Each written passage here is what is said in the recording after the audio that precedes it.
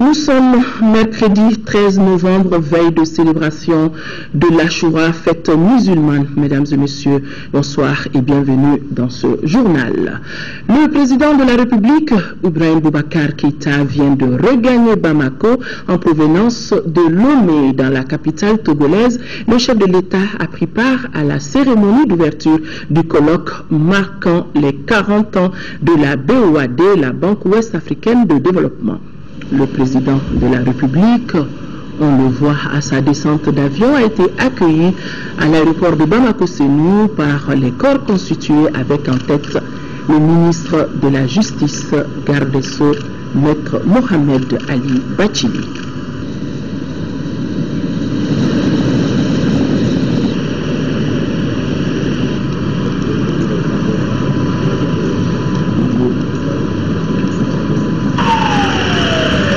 Le président de la République, cet après-midi, à son arrivée en provenance de Lomé, la Banque Ouest-Africaine de Développement, je le disais, est en fête.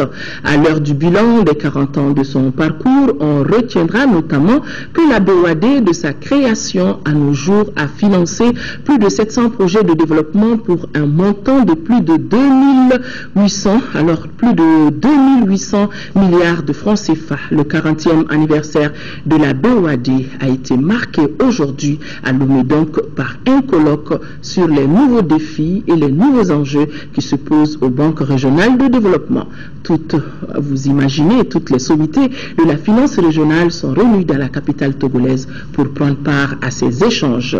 4 chefs d'État de la sous-région, parmi lesquels le président Ibrahim Boubacar Keïta, ont assisté à la cérémonie d'ouverture. Envoyés spéciaux, Yaya Konaté et Aliou Touré. À l'accueil du président Ibrahim Boubacar Keïta ce mardi à l'aéroport international Gnassingbé Eyadema de Lomé, 2 chefs d'État, le président togolais Faure Gnassingbé, mais aussi le Nigérien Issoufou Mahamadou, arrivé quelques instants plus tôt dans la capitale togolaise. Accueil conjoint donc pour 2 chefs d'État venus ici pour la même cause, la célébration des 40 ans de la Banque Ouest-Africaine de Développement, institution commune de financement des États membres de l'UEMOA dont le siège est à Lomé. Avec le président béninois Yahi Boni, c'est un large panel de chefs d'État de la région qui a donc présidé ce mercredi l'ouverture du colloque marquant le 40e de la BOAD. C'était dans la salle des fêtes du complexe Lomé 2, un anniversaire aux allures donc d'un mini-sommet placé sous le signe de la réflexion. Le sens de ce colloque, c'est faire le point, c'est la régénérescence, la revitalisation et puis l'efficacité par rapport aux besoins de nos pays. Nous sommes contents de ce que nous avons fait, mais nous ne dormons pas sur les 2 oreilles ou sur les lauriers. Nous essayons de nous projeter dans le futur et de faire encore mieux. 40 ans d'existence et un parcours salué autant par le président du pays hôte que par celui en exercice de la conférence des chefs d'État et de gouvernement de l'UEMOA. Ce parcours quarantenaire en chiffres donne plus de 2800 milliards de francs CFA investis dans environ 700 projets de développement que l'on peut décomposer en 60% de projets nationaux et 40% de projets intégrateurs. À l'heure de ce bilan d'étape, les hommages et les éloges se sont multipliés à la cérémonie d'ouverture. L'institution jusqu'à présent répond à nos attentes en tant qu'État et d'abord citoyen de ces États-là. Je crois que c'est une institution de développement qui a été créée pour accompagner justement nos États dans leur œuvre de développement dans le cadre de la réduction de la pauvreté et de la croissance. Et à ce niveau, il est heureux de constater qu'ils interviennent sur les 2 fronts, au niveau du développement des infrastructures en matière de projets régionaux, mais également au niveau de l'appui au secteur privé, qui, comme vous le savez, a beaucoup de difficultés à avoir des ressources longues. Et de ce point de vue, la banque a joué jusque-là son rôle en matière d'accompagnement de ce secteur privé, avec des fortunes plus ou moins heureuses dépendant justement de l'opérateur accompagné, mais nous pensons qu'elle est sur la bonne voie. Pour ces 40 ans, la BOAD a choisi de porter la réflexion sur les nouveaux défis et les nouveaux enjeux qui se présentent aux banques sous-régionales de développement. L'ambition, c'est de faire de la BOAD une banque de développement forte et de référence dans un marché commun régional. Réflexion à laquelle les chefs d'État réunis à l'occasion de la cérémonie d'ouverture ont apporté leur contribution. Il me paraît essentiel, après un parcours qui s'étale sur 4 décennies, de tout mettre en œuvre afin que durant les prochaines années, la BOAD devienne une banque régionale de développement encore plus forte, une banque de référence mondiale pour le financement des projets de développement intégrateurs.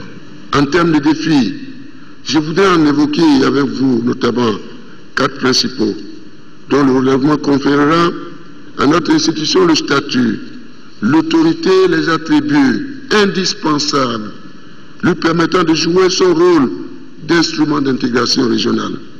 Le premier défi est celui du renforcement de sa mission de banque régionale d'investissement.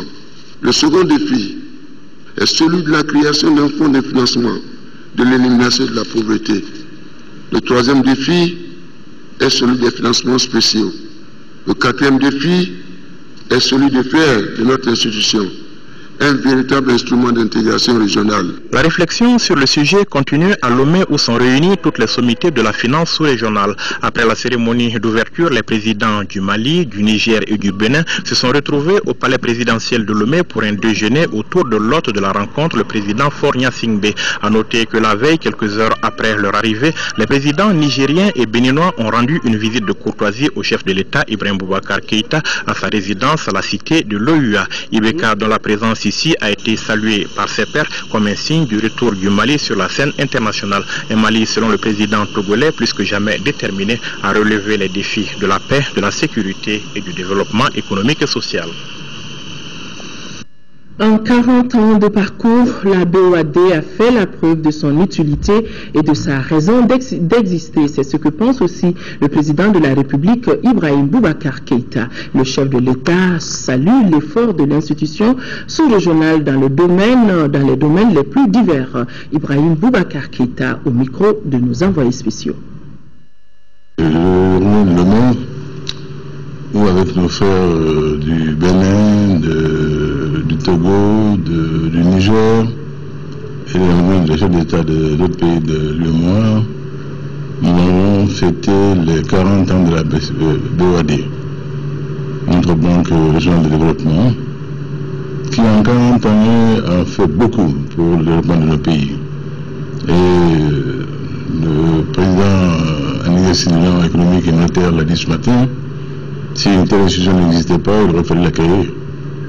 Tant elle a démontré dans tous les domaines, celui des infrastructures, celui du développement rural et agricole, celui de la santé, celui du front social, des écoles, bref, dans tous les domaines d'activité de nos pays, la BOAD a fait ce qu'elle a pu. Et nous avons donc renouvelé notre confiance en l'équipe dirigeante, souhaiter que la BOAD diversifie encore ses interventions et qu'elle fasse également en sorte que le concours au développement de nos pays se développe davantage encore. Les pays sont toujours des vendeurs, nous sommes insatisfaits, mais pour une banque régionale de développement, en 40 années, elle a démontré qu'elle avait vraiment une utilité et une raison d'exister. Donc nous en sommes félicités. Les anciens responsables de la BOAD, dont le président Boli est lui-même, qui a été durant 11 ans le président de cette institution, tout le monde s'est félicité donc de la parfaite santé aujourd'hui de la BOAD et a souhaité que notre banque régionale continue sa belle œuvre. Nous avons, je dois le dire aussi, reçu un accueil très chaleureux. La colonie malienne, vous l'avez vu. Il est dommage que nous n'avons pas eu le temps de la rencontrer hors des rencontres. Elle a dû quitter tout le Togo en raison de l'agenda du président togolais lui-même. Mais je veux les remercier vivement de leur accueil. Je remercie également le peuple togolais et ses dirigeants de l'accueil fraternel et très très chaleureux que ma délégation et moi-même avons reçu en terre africaine du Togo. Cela n'est pas pour me surprendre, je connais bien ce pays et je sais la chaleur de son accueil et je sais également l'affection que je trouve personnellement chaque fois que je m'y rends. Voilà ce que je voulais vous dire en souhaitant encore une fois bon vent à la BOAD. Le Premier ministre Oumar Tatamli, à la tête d'une forte délégation composée de 7 membres du gouvernement, est en visite de travail à Gao. Des visites aux notabilités, des rencontres d'échange avec la société civile, les chefs de service et des forces armées maliennes ont ponctué ce voyage. Le Premier ministre a trouvé cette visite plus qu'utile. Il l'a dit au micro de Daouda Zoumana Traoré. L'objet de cette visite à Gao, c'est de rencontrer l'administration, les représentants de la société civile, donc la population, et de venir ici au PC opérationnel de l'opération Maliba, de façon à tout d'abord à marquer la considération du gouvernement pour tout le travail qui est effectué, les conditions difficiles dans lesquelles ce travail est effectué, et apporter tout le soutien que le gouvernement peut apporter dans les circonstances actuelles. J'ai mis à profit ces rencontres, ces séances de travail pour présenter les grands axes de la politique du gouvernement qui ont été fixés sur les recommandations, sur les instructions et les orientations du président de la République. Pour présenter également le programme d'urgence qui est actuellement en cours, qui doit permettre de prendre en charge un certain nombre de situations d'urgence dans le secteur de l'énergie, la disponibilité d'électricité, dans le secteur de l'emploi des jeunes, dans le secteur agricole pour la relance de l'activité dans les périmètres irrigués. Et puis pour écouter les populations, écouter, prendre la mesure des difficultés, des questions qui restent, qui doivent être résolues. Nous avons beaucoup parlé de redéploiement de l'administration, des conditions concrètes dans lesquelles cela doit se faire. Cela a été envisagé et cela est en train de se faire. Nous avons eu des échanges très instructifs, très émouvants aussi, parce qu'il y a eu beaucoup de souffrance, il y a eu beaucoup de frustrations accumulées, et auxquelles nous devons être très attentifs et qui doivent être prises en charge de la manière la plus appropriée. À cet égard, la mise en place prochaine de la commission Dialogue, Vérité et Réconciliation apportera, je pense, des réponses appropriées à toutes ces souffrances accumulées. La reconstruction des villes du Nord constitue une priorité majeure du gouvernement. 5 membres du gouvernement ont fait le voyage de la cité. Des 333 sont sur place. Ils ont visité les structures concernées par des actions d'urgence. Et pour une enveloppe d'1,5 milliard, le gouvernement entend terminer l'ensemble des travaux dans un délai de 3 mois et le programme d'urgence prendra en compte les compétences locales. Tombouctou, nous retrouvons Tandina. Dans le cadre de la reconstruction des villes du Nord, 5 membres du gouvernement sont arrivés à Tombouctou. La délégation a visité la direction régionale de la santé, saccagée par les occupants armés. Ensuite, elle s'est rendue à l'Institut de formation des maîtres IFM et GIR et à l'Académie d'enseignement. J'ai vu les GIR, je crois qu'il y a beaucoup de travail à faire parce que le revêtement, le sol, donc le tableau banc, tout est à reprendre en somme.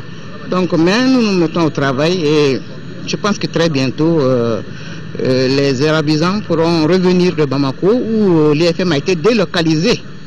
Donc pour revenir ici à Tombouctou. Je constate qu'il est nécessaire d'intervenir très rapidement, au moins pour installer la direction régionale dans un premier temps. Et puis nous verrons les structures de périphérie là où il est possible de faire quelque chose.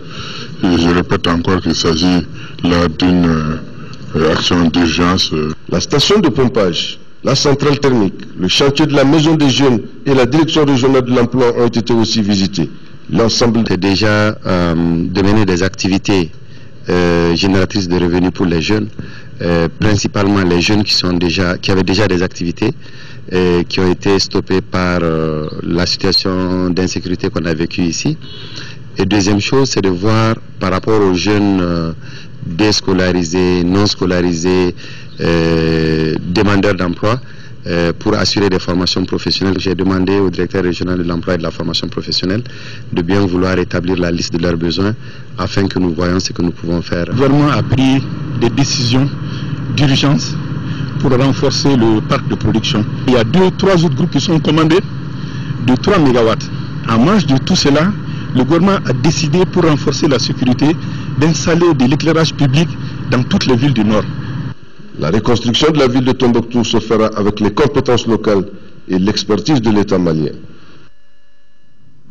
Le président du Conseil économique, social et culturel a reçu en audience le groupe Vision pour la renaissance du Mali. Le groupe était allé partager son projet concernant l'élevage du dromadaire et d'Autriche dans les régions nord du Mali. Cette démarche menée conjointement avec la ferme Clédou cadre avec les initiatives de développement des régions nord en cette période de sortie de crise.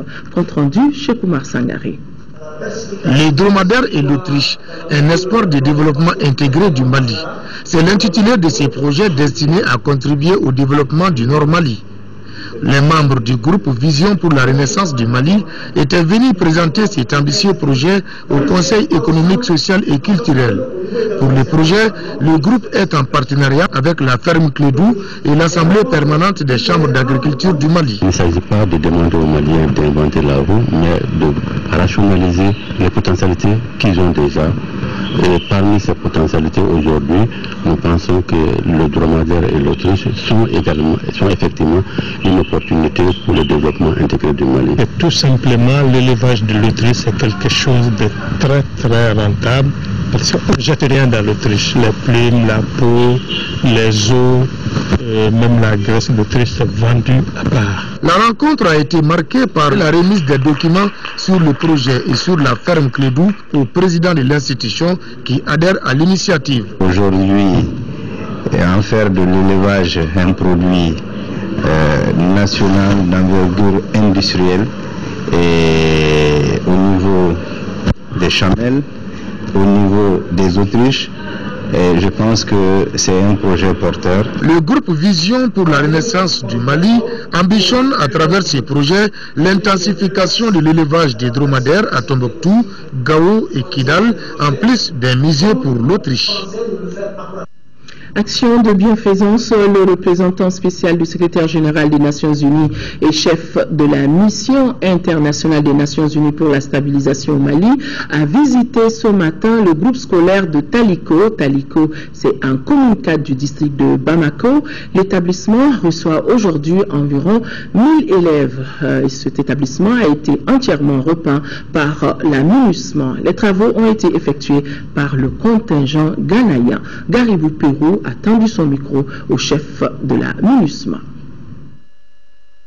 Ici, c'est le quartier qui était durement touché par les inondations. Il y avait beaucoup de morts et l'école était vraiment détruite. Alors, comme casque bleu, ici, je suis avec le contingent de Ghana. Nous avons pris l'initiative d'aider les écoles. Parce que la sécurité, ce n'est pas seulement la sécurité physique, mais aussi le futur des enfants. D'aller à l'école, de trouver un nouveau futur dans une Mali réconciliée. C'est pour cela que maintenant, nos casques bleus, on dit on va aider les écoles pour repeindre tout ça, pour assurer qu'il y a, avec des couleurs optimistes, aussi un nouveau futur pour les élèves ici. C'est un petit geste, mais c'est important, parce que les casques bleus, les Nations Unies veulent être avec la population. Je crois pour le Mali, c'est la priorité numéro 1. Si les jeunes filles, les jeunes hommes qui sont ici sont bien éduqués, il y a un futur d'investissement pour trouver un travail. C'est ça ce que nous sommes ici, pour catalyser ça. Et ça, c'est le petit geste. Mais le vrai travail, c'est le vrai travail pour le secteur d'éducation. Je vous le disais dans les titres, le premier lot de futurs imams maliens en formation au Maroc est arrivé à Rabat. Sur place, ils ont trouvé le ministre délégué chargé des affaires religieuses et du culte et son homologue marocain. Les futurs imams ont été informés sur les conditions dans lesquelles se dérouleront leurs études. Envoyés spéciaux à Rabat, Alousseni Touré et Tchidi Kamara. La centaine d'auditeurs maliens sélectionnés pour être formés à devenir imams sont désormais en de bonnes mains. Ils résideront pour 2 mois dans un hôtel avant de rejoindre leur site définitif, probablement situé à Fès. Ils étudieront et résideront sur le même site et seront pris en charge par le Royaume du Maroc sur le plan santé, assurance, hébergement et nourriture, sans oublier une bourse mensuelle pour chacun d'entre eux. Sa Majesté le Roi, commandant des croyants, est le premier à annoncer et à initier et enclencher ce type de coopération qui, au cœur de notre société, de toutes les sociétés, a sa place. Former un leader religieux, un régulateur de la conscience religieuse et quelqu'un qui nous préserve de l'ignorance, de la déviation et de l'imposture. Pour ce qui concerne la formation proprement dite, elle s'étendra sur 2 ans et embrassera des matières comme le Coran et la science islamique, le prêche, la communication, la malikia, etc. Bref, un programme bien fourni. Moi, je remercie le roi du Maroc, commandeur des croyants. Au nom du président de la République du Mali, Ibrahim Boubacar Keïta, pour ce geste. Plus que jamais, il est urgent, il urge que l'islam retrouve sa valeur première, une religion de paix, de pardon, d'amour, de respect du droit à la différence. Et c'est là les premiers vecteurs de ce message de l'islam, comme l'a souhaité ou comme l'appliquait le prophète Rasulullah, c'est les imams, les leaders, les guides spirituels. La promotion suivante prendra place dans exactement 1 an. Avant l'arrivée de ce premier contingent, une cérémonie de signature de convention avait réuni Maliens et Marocains. Par ce geste, le ministre Ahmed Taoufik Tcherno As Diallo consacrait l'acceptation des termes de la convention portant sur la formation par le Maroc de 500 imams maliens sur 5 ans. Pour les 2 ministres, la présente convention est le fruit d'une volonté clairement affichée de nos 2 présidents, de nos 2 dirigeants, à savoir Sa Majesté le roi Mohamed VI et le président Ibrahim Boubacar Keïta.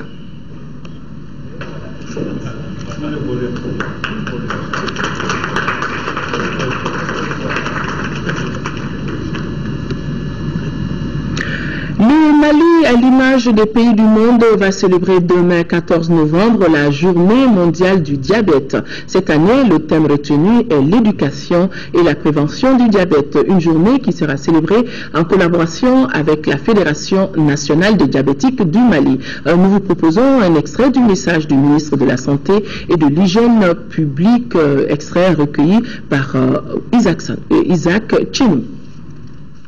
Chers compatriotes, le Mali, chaque année, à l'instar de la communauté internationale, célèbre le 14 novembre la journée mondiale du diabète. Le thème retenu cette année est l'éducation et la prévention du diabète.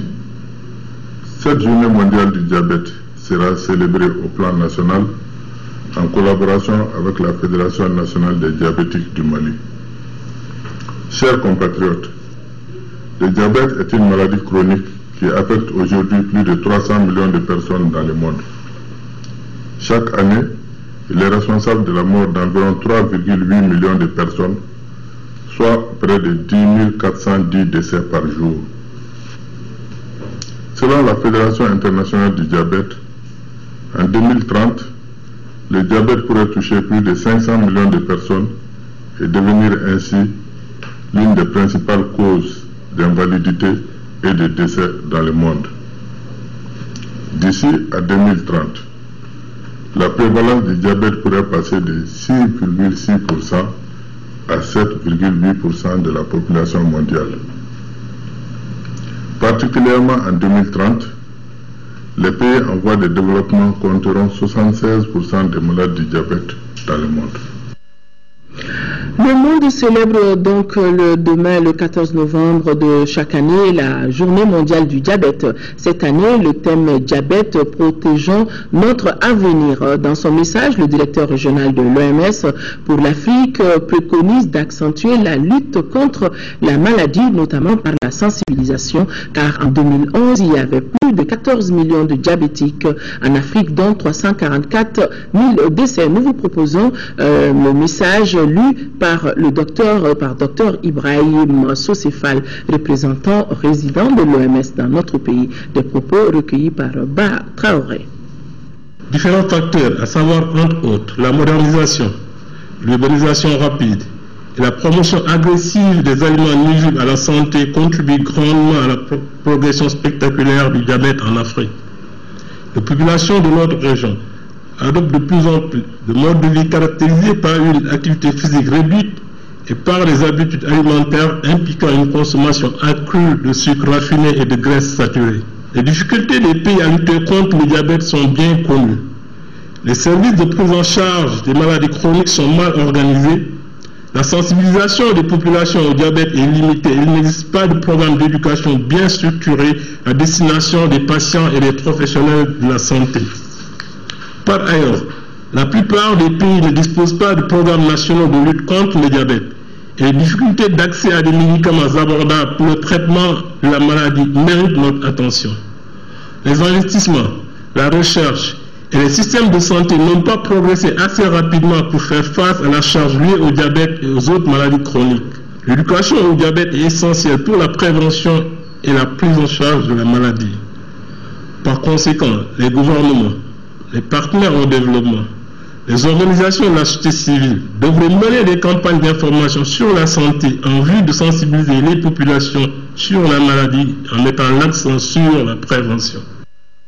Le Mali, à l'instar de la communauté internationale, sera de cette célébration de la Journée mondiale du diabète. Le thème retenu par notre pays est l'éducation et la prévention, protégeant notre futur. De nombreuses campagnes de sensibilisation, aussi des dépistages gratuits vont émailler la journée. Le président de l'association malienne de lutte contre le diabète, Adama Moussa Diallo, lui livre aussi un message. Il est au micro de Moussa Fani. Chers compatriotes, demain 14 novembre 2013, le Mali, à l'instar des 160 pays du monde affiliés à la Fédération internationale du diabète et membre des 200 associations de cette organisation, à travers l'Association malienne de lutte contre le diabète, depuis 1994, commémore la Journée mondiale du diabète. Cette année 2013 marque la fin d'une campagne de 5 ans, période allant de 2009 à 2013, ayant pour thème l'éducation et la prévention du diabète. Le grand public doit être informé comment reconnaître le diabète à un stade précoce et comment prévenir les complications. Tous les pays riches et pauvres souffrent des conséquences de l'épidémie de diabète. Le diabète affecte tout particulièrement les personnes défavorisées d'un point de vue social et économique. Selon les études récentes, toutes les 10 secondes, 2 personnes développent le diabète, soit 6 311 520 personnes par an. Et selon les mêmes études, une personne est amputée à cause du diabète, soit 3 155 760 personnes amputées par an. À présent, l'actualité des législatives du 24 novembre prochain, l'Association pour le développement de l'initiative communautaire ADICO a procédé en commune 1 et 6 du district de Bamako au lancement de sa campagne de mobilisation en vue des élections du 24 novembre prochain. Il s'agira pour l'ADICO, à travers ses points focaux dans ces communes, de mener des activités d'information et de sensibilisation pour une participation massive à ce scrutin. Nounoum Sissoko, compte rendu. La participation massive des citoyens au vote demeure un enjeu majeur. C'est tirant les leçons des échéances électorales à faible taux de participation que l'Association pour le développement de l'initiative communautaire ADICO a initié cette campagne en communes 1 et 6. Cela grâce à l'accompagnement du projet d'appui au processus électoral au Mali PAPEM et le PNUD. Informer la population en âge de voter en vue de la mobilisation des électeurs, notamment les groupes les plus défavorisés, sensibiliser la population sur l'importance de leur vote dans l'élection des députés, expliquer les mécanismes de participation aux élections, notamment le retrait des catémina, des processus électoraux et ses enjeux, y compris la sécurisation des votes. La stratégie de l'ADICO va consister à mener des activités de sensibilisation de proximité auprès des électeurs potentiels à travers ces points focaux. Les candidats aux législatives ne seront pas épargnés. Cette approche est bien accueillie par les autorités municipales. Je me réjouis à plus d'un titre. Nous avons fait un constat avec la première élection présidentielle, avec l'appui des ONG qui ont eu à éduquer et sensibiliser dans ce domaine-là, l'amélioration s'est fait sentir. Cette activité s'inscrit dans le cadre du projet d'appui au processus électoral. Un projet qui vise à consolider la pratique démocratique dans notre pays. En troisième région, les préparatifs des législatives se déroulent normalement. Le chef de l'exécutif a pu le constater en se rendant auprès de la commission de révision des listes électorales de Koutchala. Les radiations et les transferts sont terminés pour ces législatives, selon le président de la commission. ORTM Sikasso, Idrissa Ngoulou Sissoko. Réussir les législatives du 24 novembre prochain, telle est l'ambition des autorités régionales de Sikasso. C'est pourquoi le gouverneur de la région a rendu visite à la commission de révision de la liste électorale de Koutchala. D'après le président de cette commission, 276 personnes ont été radiées et 178 transférées pour les législatives. Au total, c'est 253 418 électeurs répartis dans 660 bureaux de vote qui choisiront leurs députés sur cette liste le 24 novembre prochain à Koutchala. Bon, la révision se passe normalement au niveau de la commission de la commune urbaine de Koutchala, à l'instar des autres commissions. Comme vous savez, cette révision a commencé depuis le 1er octobre et ça doit continuer jusqu'au 31 décembre. Nous avons aussi en marge une opération spéciale de transfert pour les législatives, donc qui s'est bien déroulée. Et je crois que les résultats de cette opération de transfert sont déjà arrivés à Koutchala. Donc déjà les préfets ont fini avec les configurations de bureaux de vote avec la DG. Pour les législatives, en réalité tout est prêt. Nous sommes en plein dans les formations. Au niveau de jusqu'au 20, on sera dans les formations à travers toute la région. Le gouverneur de la région de Sikasso, je le disais donc, a visité également, puisqu'il était à Koutchala, a également visité le centre d'instruction militaire de Koutchala. Dans ce centre, c'est plus de 1000 recrues qui sont en formation. Selon les instructeurs, ces jeunes sont aujourd'hui prêts à être opérationnels sur le théâtre des opérations. Idrissa Ngoulou Sissoko, que nous retrouvons toujours. Situé à quelques kilomètres de la ville de Koutchala, le centre d'instruction militaire forme depuis juillet dernier 1013 recrues au métier des armes. Pour le moment, on n'a pas de problème et on est sûr que, d'après les encadreurs, vous avez entendu que les gens sont prêts à être déployés sur le terrain, même aujourd'hui. Et ils sont fiers de le dire parce qu'ils savent ce qu'ils ont fait. C'est des professionnels que j'ai ici, autour de moi. Et avec les recrues, ils ne badinent pas. C'est la formation sans complaisance et professionnelle. En se rendant dans ce centre, le chef de l'exécutif régional voulait s'enquérir des conditions de formation des futurs soldats. Après une présentation du centre par les officiers, il a visité la cuisine, l'infirmerie et les tentes avant d'assister à un défilé des recrues. C'est au champ de tir qu'il a pu apprécier la qualité de la formation.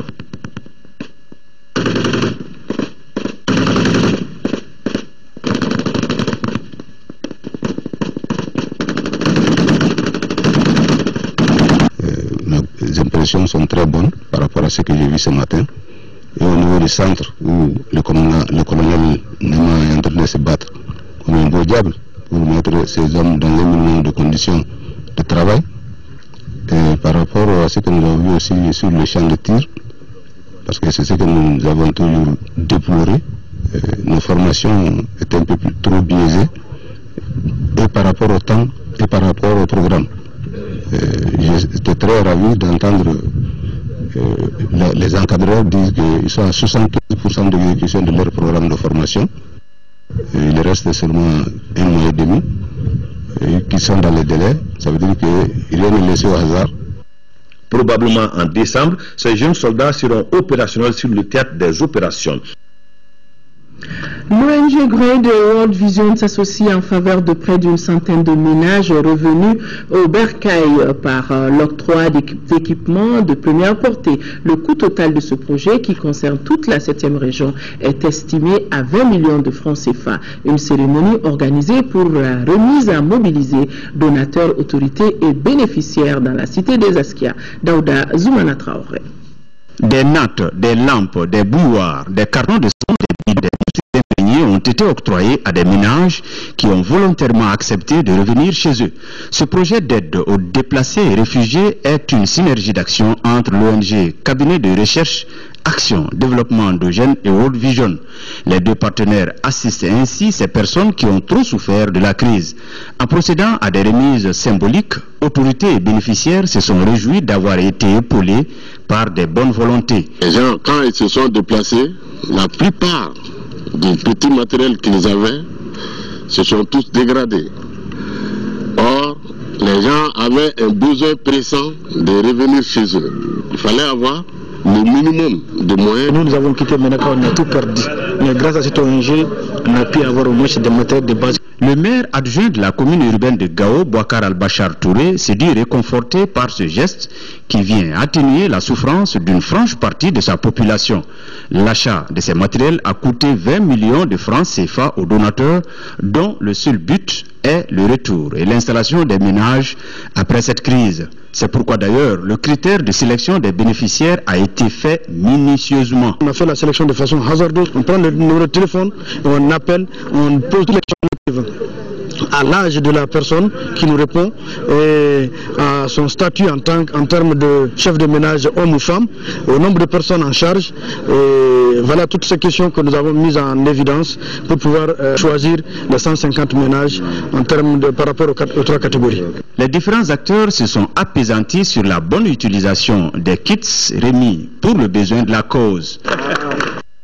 Ouverture de la 10e édition des Journées maliennes de la qualité, c'était au Centre international de conférences de Bamako, avec comme thème management de la qualité, sécurité, environnement face au changement. Les présentes journées visent à développer et à renforcer une véritable culture de la qualité comme instrument pour le développement social, économique, social et culturel de notre pays. Ces journées sont organisées par l'Association malienne pour la qualité. Reportage Lamine Keita. Ce forum constitue un créneau pour la promotion de la qualité au sein des structures privées et publiques. Il se tient à un moment où le changement de comportement est sollicité dans notre pays. Les Journées maliennes de la qualité, 10e édition, portent sur les systèmes de management, qualité, sécurité, environnement, autrement, système de management intégré face au changement. Ce thème, ô combien d'actualité, mérite une attention particulière de toute la République du Mali qui aspire à un changement profond. Pour le président de l'Association malienne pour la qualité, le thème choisi pour cette 10e édition est en parfaite harmonie avec la politique nationale de la qualité initiée par le gouvernement. Nous avons choisi cette année d'utiliser, parce que le Mali est dans une optique de changement, après tout ce que nous venons de vivre. Donc pour faciliter ce changement dans les entreprises et même dans l'administration publique, on peut se baser sur les systèmes de management qu'on appelle intégrés, donc qualité, sécurité, environnement, qui vont permettre à faciliter le changement, à promouvoir le changement et l'amélioration continue de nos entreprises. Le secrétaire général du ministère de l'Industrie et des Mines a salué la tenue de ces journées qui vont en droite ligne de la politique du gouvernement en matière de qualité. En programmant cette activité, notre conviction est que c'est à travers le développement d'une véritable culture de la qualité que notre pays, qui dispose déjà de nombreux atouts naturels, réussira à valoriser ses filières agro-pastorales et minières et saisir les nombreuses opportunités qui s'offrent à lui sur les marchés locaux, sous-régionaux, régionaux et internationaux. Durant 3 jours, les participants à cette rencontre vont faire de la communication sur, entre autres, le management de la qualité de l'administration publique, le management et la gouvernance de la République, le système de management qualité, sécurité, environnement. Fin accueil des activités de l'Union des jeunes de l'espace UEMOA 2 jours durant.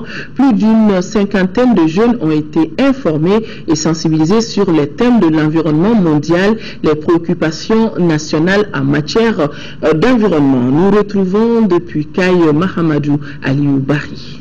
Le Mali a conçu et mis en œuvre des politiques stratégiques, programmes et projets de gestion de l'environnement et des ressources naturelles. Malheureusement, la situation de l'environnement du cadre de vie de ces populations reste préoccupante. C'est pour répondre à cette préoccupation que l'Union des jeunes de l'espace UEMOA a procédé dans la cité des rails au lancement du projet intitulé « Contribution à la protection de l'environnement à travers la mobilisation et la conscientisation de la jeunesse ». Les questions environnementales sont devenues une réalité au Mali.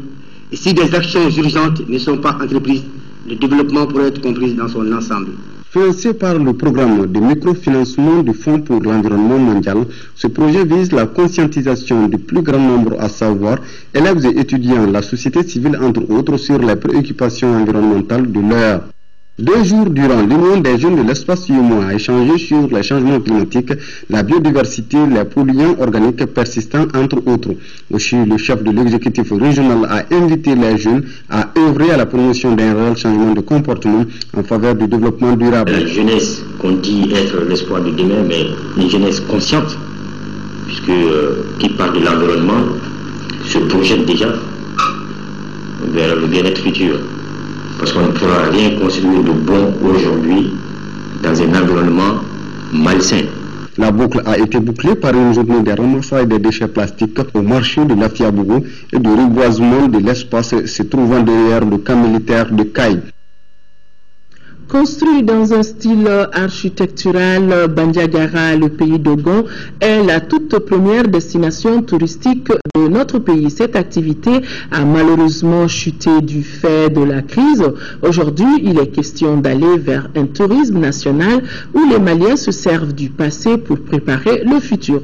Et c'est dans cette optique qu'un monument culturel vient d'être érigé au cœur de la ville. Ce monument retrace l'historique de la cité du plateau d'Ogon. Nos envoyés spéciaux Mohamed Djara et Moulay Sidibé nous présentent ce monument, un monument qui a un rapport direct avec l'histoire de la ville. Bandiagara, ville fondée en 1903, souffle ses 110 bougies. Ville cosmopolite de brassage des peuples, carrefour de civilisation, le nom Bandiagara signifierait la grande écuelle. Et c'est cette écuelle qui caractérisait le fondateur du village. Il s'agit de Nangabanu Tembeli. Nanga, c'est nécessité, fructueux ou nombreux. Et maintenant, Banu, c'est... Il y avait d'autres Nangas au village d'origine qui étaient noirs. À lui, il était teint rouge. C'est Nanga, Banu, donc Banu, ça a été qualifié selon son teint. Nanga rouge. Et maintenant, ton nom de famille, c'est Tembele, qui a été écrit Tembeli par le colonialiste. Tembele, ça veut dire que les Dogons, en général, les Dogons, en partant du Mandé jusqu'en pays Dogon, n'a jamais été brutal, n'a jamais voulu occuper d'autres régions et d'autres peuples pour le garder comme captif. Et c'est ce monument qui symbolise désormais celui-là qui est considéré comme le génie protecteur de la ville. Mais qui est véritablement cet homme? Il représente le bon sens. Il était d'abord cultivateur. Voilà ce qu'il représente un peu aussi l'union. Il ne faut pas être paresseux, travailleur. Ce monument sert donc d'abreuvoir pour la jeune génération en perte de repère. Ce qui se trouve dedans, ce qui ne se trouve pas dedans, il s'exclut lui-même. Un pays de Gon. Il ne faut pas chercher à s'approprier pour soi-même une terre. Ce monument long de 33 mètres de hauteur s'annonce comme un instrument qui contribuera à donner au Dogon son prestige d'antan. Cette bâtisse vient ainsi rallonger la liste des monuments culturels dans le pays de Dogon avec ses nombreux sites d'attraction et autres masques comme par exemple ceux-là qui sont venus de Djigibombo. Le cercle de Bandiagara se singularise par son style architectural. Et cette ville a vu naître des personnages qui ont marqué l'histoire du Mali. El Hadj Omar Tall, Yambo Wologem, Amadou Ampateba, Tchornosei Boukartal, pour ne citer que ceci. Et pour mémoire, le site de la falaise de Bandiagara est classé sur la liste du patrimoine mondial de l'UNESCO depuis 1989. Avant de boucler ce journal, c'est quelques communiqués. Le ministre de l'administration territoriale qui convie les responsables des partis politiques à une réunion du cadre de concertation administration territoriale partis politiques. La dite réunion aura lieu demain jeudi à 15h dans la salle de réunion du gouvernorat du district de Bamako. Hors du jour, information sur l'état des préparatifs des élections législatives du 24 novembre prochain. Dans le cadre de l'organisation de la campagne médiatique de l'élection législative du 24 novembre, le président du Comité national de l'égal accès aux médias d'État invite les candidats dont les noms suivent à se présenter au siège de l'organe demain jeudi 14 novembre pour l'enregistrement de leur message de campagne. 9h, Badjan Ag Ahmatou, 9h20, l'UFD, 9h40, Indépendant Karzok, 10h, UDA, 10h20, Indépendant Sinini Sigi Gundo, 10h40, ANCD Mali, 11h CD, 11h20, Indépendant Kaye Sigide, 11h40, RJP, 12h Sira, 12h20, MPJS, 12h40, UDD, à 13h, PRVM, 13h20, ADM, 13h40, Indépendant, hier Nieta, à 14h, PSDM. Juste après ce journal, vous pourrez suivre les messages de campagne des candidats ADCAM, RPM, UM, RDA, Indépendant Alliance Commune 1, PDM, PRDT, Indépendant Mouvement Patriotique Kaysien, MPR, Ramat, RDR, Indépendant Faso Kanou, UMAM, PCR, Indépendant IBF. Et cette page noire, le monde de la culture en 2 et en 4e région, Mamadou Koulibaly, le chanteur qui a fait évidemment la gloire du Super-Biton national, est décédé à Ségou. Il a été conduit à sa dernière demeure. Aujourd'hui même de Ségou, nous retrouvons Kambesila.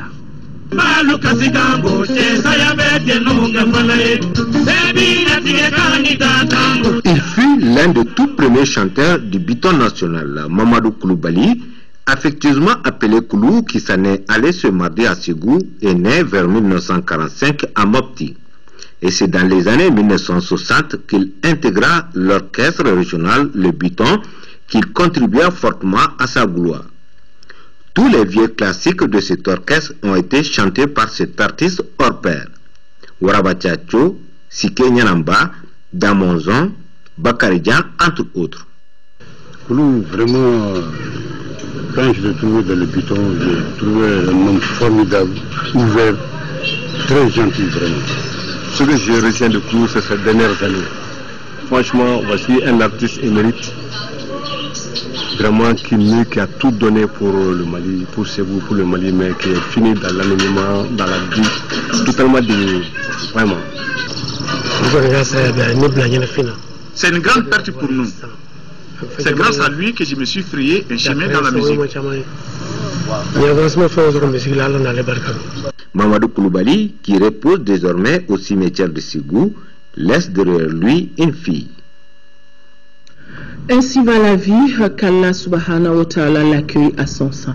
Voilà, mesdames et messieurs, c'est donc tout pour ce journal. Merci de l'avoir suivi. Demain, 10h, 13h, vous aurez rendez-vous avec Amadou Sankaré. Je me ferai le plaisir d'être là pour les éditions du soir. D'ici là, vous pouvez visiter notre site internet www.ortm.ml. Bonne suite de programme. À demain.